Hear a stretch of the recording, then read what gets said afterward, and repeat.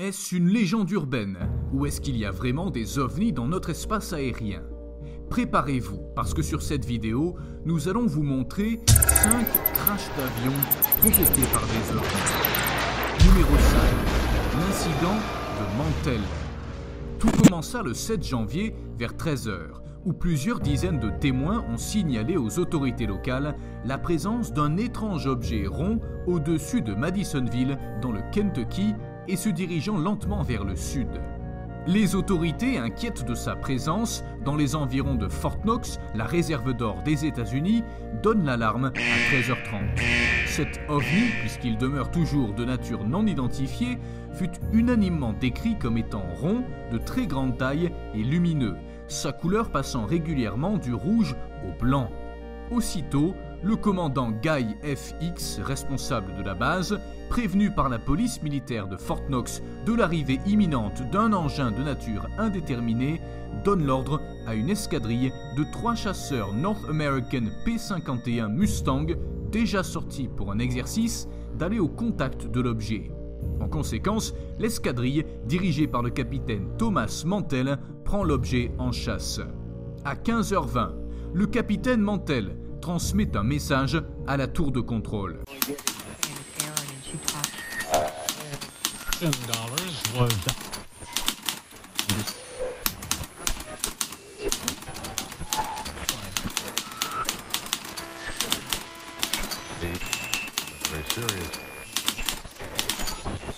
Cinq minutes plus tard, Mantell prend une nouvelle et dernière fois la parole.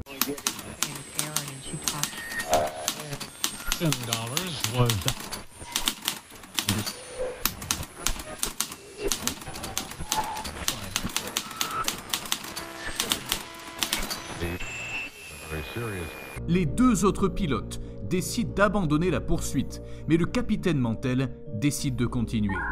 Dès lors, on perd le contact radio avec l'appareil du capitaine Mantell. À 17 h, le corps du capitaine Mantell fut retrouvé à 145 km de la base de Godman, au milieu des débris de son appareil, complètement pulvérisé sur une surface de plusieurs kilomètres carrés. Deux thèses ont été retenues par l'armée pour expliquer cette chasse. La première indique que les pilotes de l'escadrille, ainsi que les nombreux témoins, avaient confondu la planète Vénus avec un ovni. La deuxième assure que la confusion aurait pu être faite avec un ballon météo ou un ballon Skyhook de la marine, lâché depuis Clinton dans l'Ohio.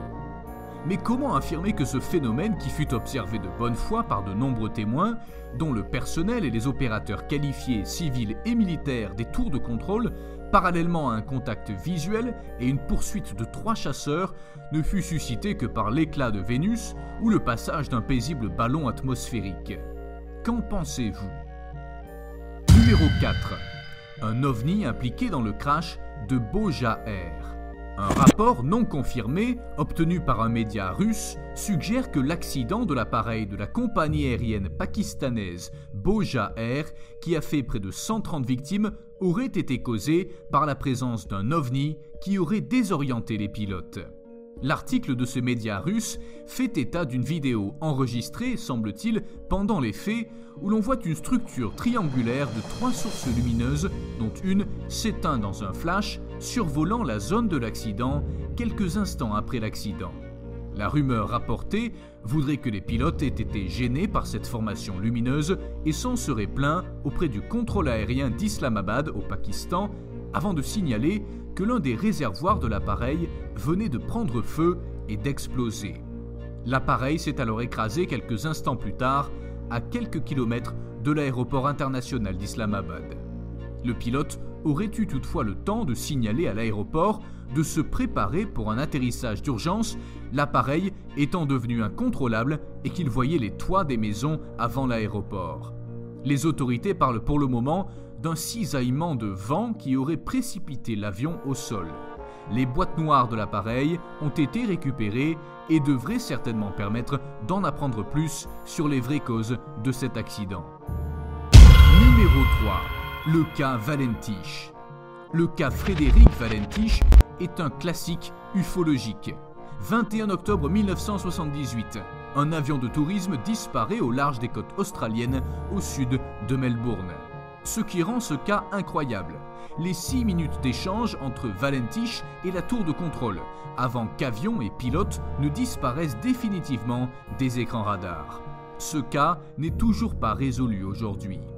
À environ 19h06, Frédéric décida de contacter la tour de contrôle de Melbourne pour leur demander si un autre appareil ne volait pas dans la même zone que lui. Ce à quoi le contrôleur lui répondit que non. Pourtant, le jeune homme était persuadé d'apercevoir un autre appareil qu'il n'arrivait pas à identifier.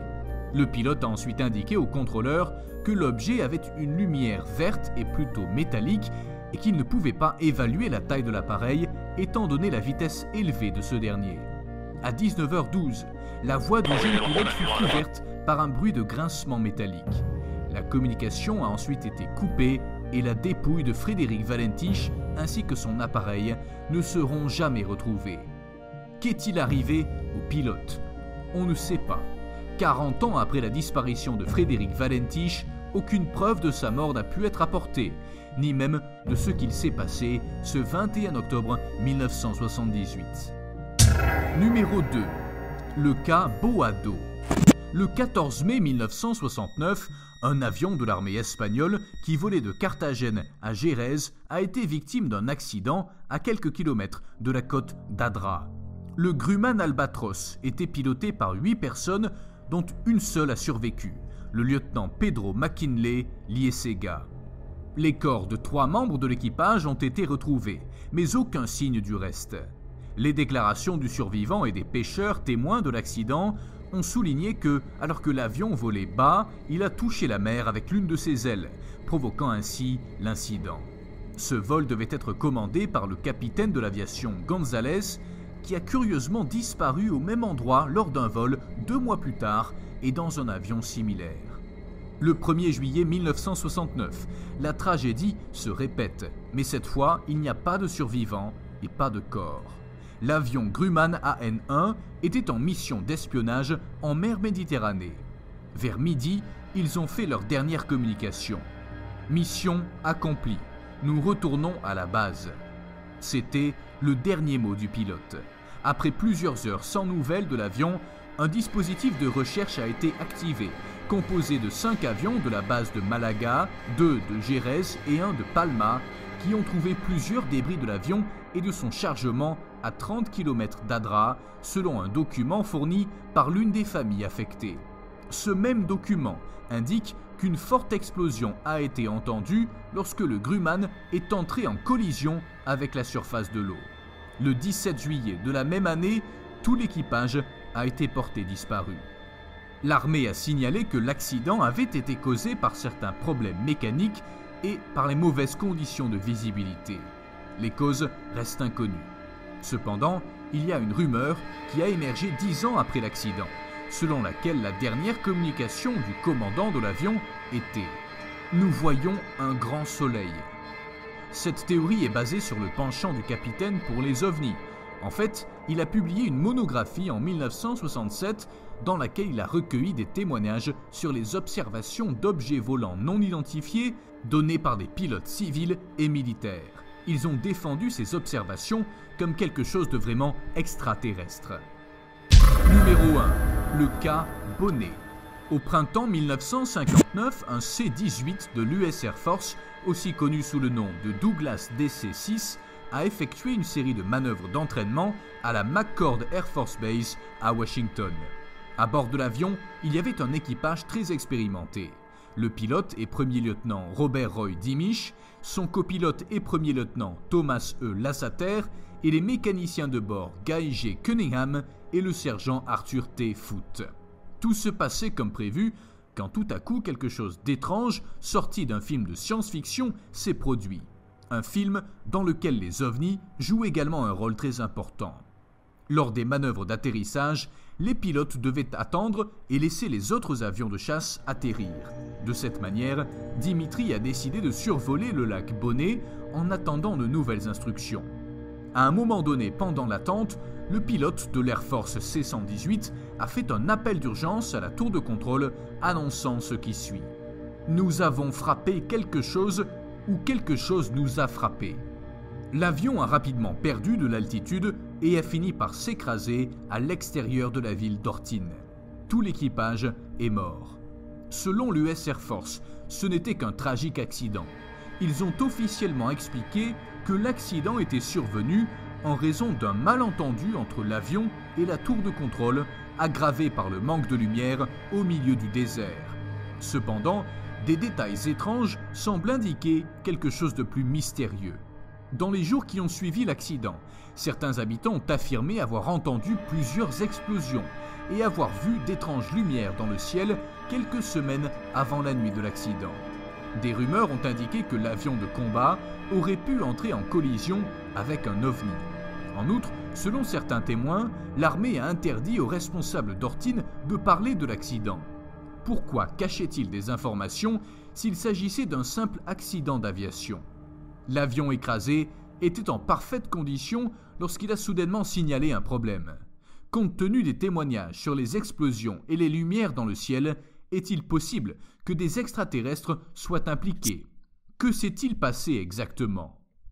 Les aéroports sont des lieux où des milliers de personnes convergent quotidiennement. Statistiquement, il est normal que des choses étranges se produisent de temps en temps. Mais tout de même, certains faits sont surprenants. Si vous voulez connaître l'histoire de l'avion qui a décollé sans pilote et a disparu, n'hésitez pas à regarder la vidéo suivante.